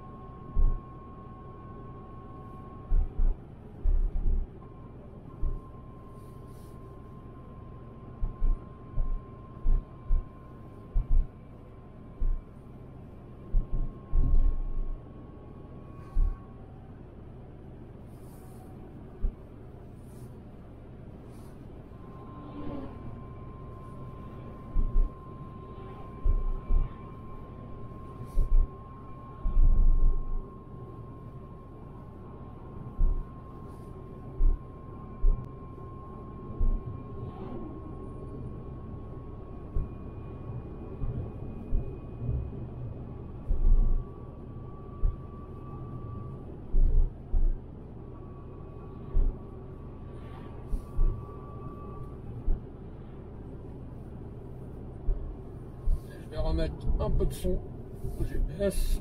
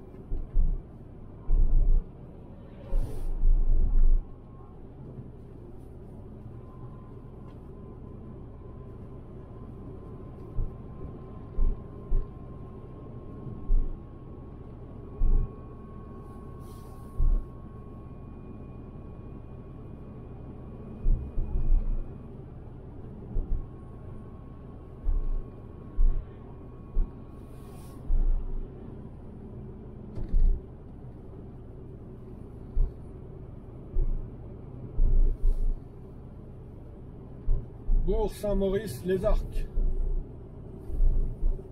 Et voilà. Oui.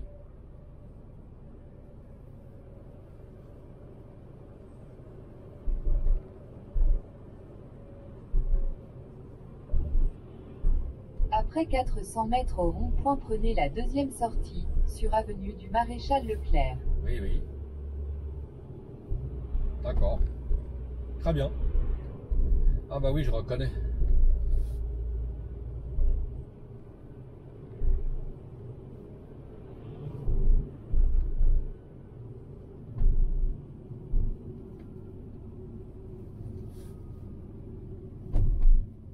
Au rond-point, prenez la deuxième sortie.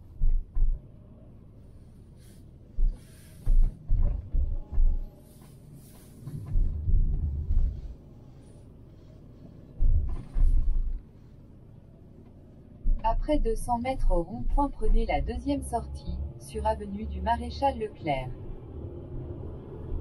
Yes.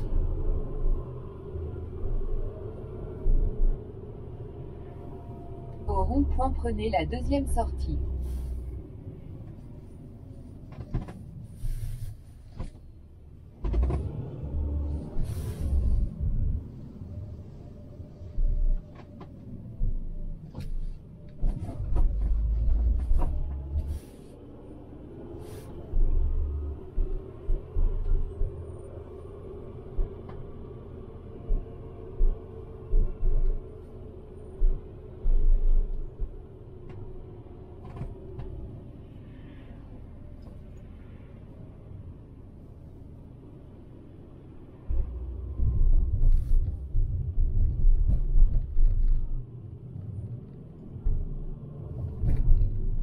Après 300 mètres au rond-point, prenez la deuxième sortie, sur place de la gare.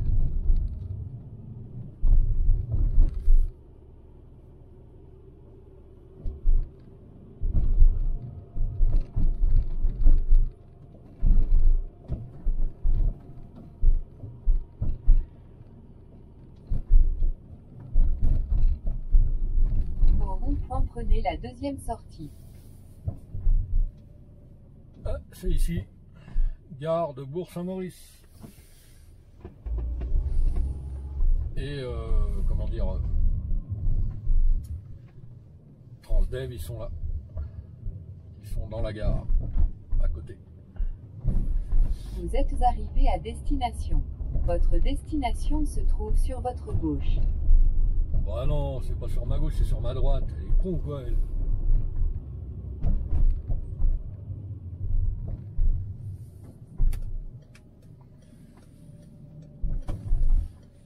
Donc,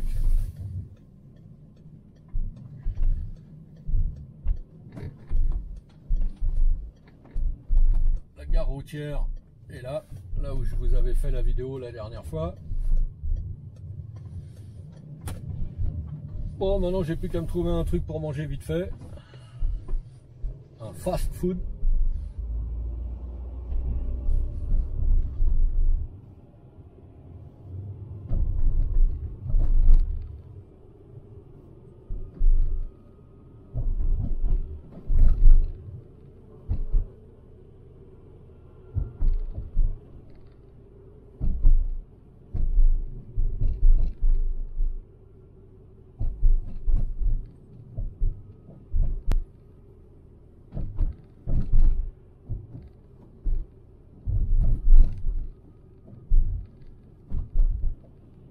Là, je crois que je sors de la ville. Cinéma. Ah, il y a un cinéma, c'est bien, je vais pouvoir aller au cinéma. Quand Avatar 2 va sortir, hop, cinéma.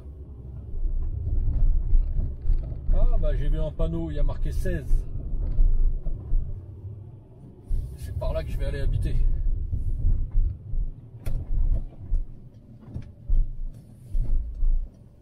Alors les arcs à droite.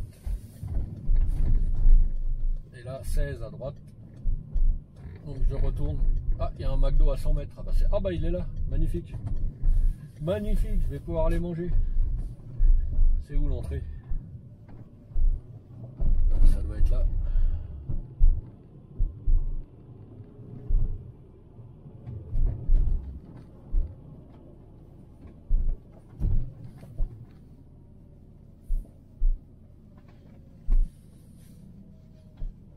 J'ai bien fait d'aller par ici. Magnifique. McDo. Très bien.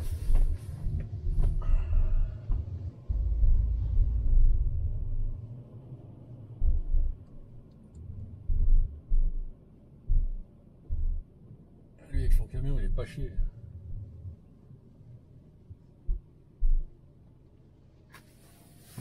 Hop. Lui avec son 4x4, il s'est garé là, normal. Et ben moi je vais me garer là. Il y en a de la place là.